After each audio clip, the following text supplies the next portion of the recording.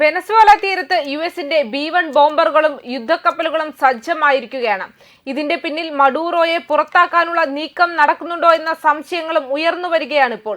വെനസ്വേലയുടെ തീരത്ത് B-1 ബോംബറുകൾ US പറത്തിയെന്ന റിപ്പോർട്ടുകളാണ് പുറത്തുവരുന്നത്. പരിശീലനത്തിന്റെ ഭാഗമായി കഴിഞ്ഞയാഴ്ചയും US ബോംബറുകൾ വെനസ്വേലയുടെ തീരത്ത് എത്തിയിരുന്നു.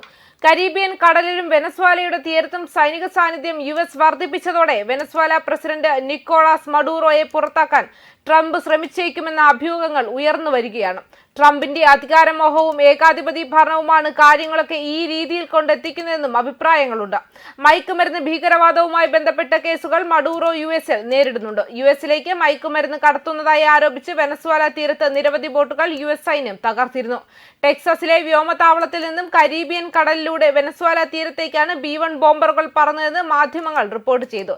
US വ്യോമസേനയിൽ ഏറ്റവും കൂടുതൽ ബോംബുകൾ വഹിക്കാൻ ശേഷിയുള്ള വിമാനമാണ് B-1. കഴിഞ്ഞയാഴ്ച B-52 ബോംബറുകൾ വെനസ്വേലയുടെ തീരത്ത് പരിശീലന പറക്കൽ നടത്തിയിരുന്നു.